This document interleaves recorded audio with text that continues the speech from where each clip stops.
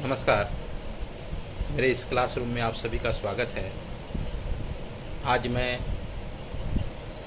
हरिवंश राय बच्चन की कविता नीड़ का निर्माण फिर कविता के संदेश और उसके उद्देश्य पर चर्चा करूँगा। इस कविता के माध्यम से कवि हमें क्या संदेश देना चाहते हैं, इस कविता के लिखने के पीछे कवि का उद्देश्य क्या है, इस पर आज हम लोग चर्चा करेंगे। इस कविता के पहले वाले वीडियो में मैंने बताया था कि 19 वर्ष की उम्र में हरिवंश राय बच्चन का विवाह श्यामा बच्चन से हो जाता है। किंतु श्यामा बच्चन उस समय टीबी जैसे असाध्य रोग से ग्रसित हो गई थी, जिसके कारण 1936 ईस्वी में उनकी मृत्यु हो जाती है।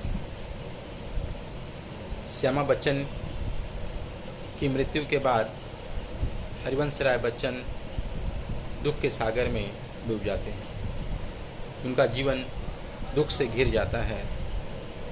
किंतु पुनः 1941 ईस्वी में उनका विवाह तेजी बच्चन से हो जाता है। तेजी बच्चन से विवाह के उपरांत वे सुखी दाम्पत्य जीवन में प्रवेश करते हैं। उसी समय उन्होंने नीड़ का निर्माण फिर जैसी कविताओं की रचना की और वह पुनः अपने सुखहाल जीवन में, अपने खुशहाल जीवन में प्रवेश करते हैं। इसी को केंद्र करके उन्होंने इस कविता की रचना की थी। तो चलिए अब हम इस कविता के संदेश या उद्देश्य पर विचार करते हैं।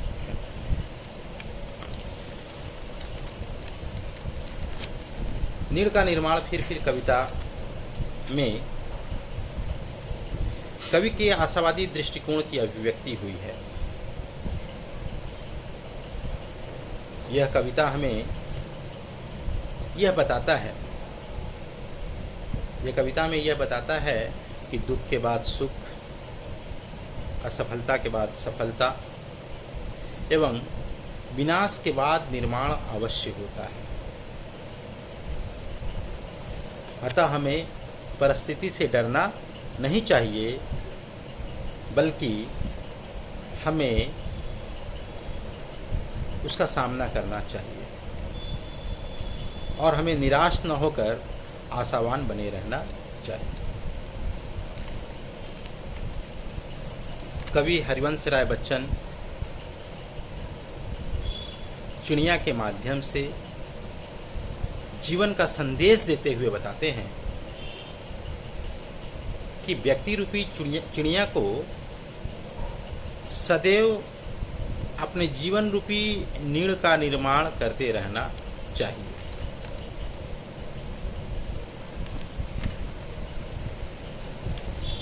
कवि का यह संदेश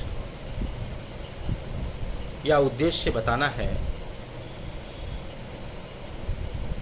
कि भयंकर आंधी तूफान आने के बाद यदि व्यक्ति रूपी चिड़िया के घोंसला तिनका तिनका होकर बिखर जाए, अगर व्यक्ति रूपी चिड़िया का घोंसला नष्ट हो जाए, तब भी चिड़िया को नवनिर्माण की आशा को अपने मन में ग्रहण किए हुए आगे की ओर बढ़ते रहना चाहिए।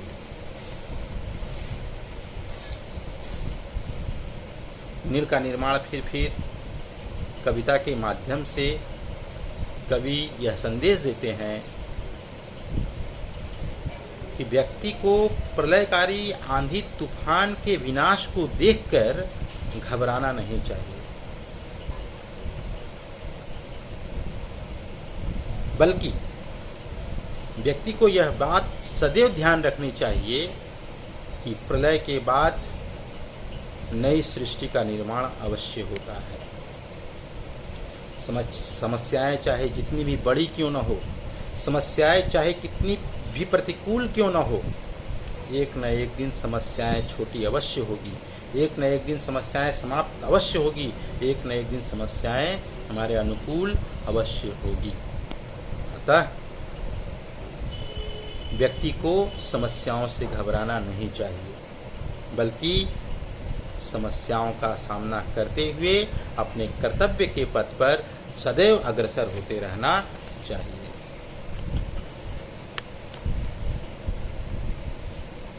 इस प्रकार यह कविता हमें आस्थावादी बनाती है, हमें धैर्य की शिक्षा प्रदान करती है, हमारे भीतर निर्माण की चाह उत्पन्न करती है, हमें दुख के क्षणों में निराश न होकर आशा को संजोए रखना सिखाती है, हमें निराशा के क्षणों में चिड़िया के माध्यम से प्रेरणा देती है, हमें हमेशा प्रयत्नशील रहना सिखाती है, हमें उत्साह को बनाए रखते हुए विकास के मार्ग पर अग्रसर होते रहने की शिक्षा प्रदान करती है।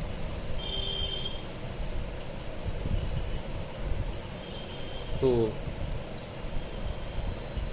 इस कविता के माध्यम से हरिवंश राय बच्चन जी हमें यही शिक्षा, हमें यही संदेश और उनका उद्देश्य भी यही है। तो आज इतना ही। अगर वीडियो पसंद आए तो इसे अधिक से अधिक लाइक करें, अपने दोस्तों को शेयर करें। धन्यवाद।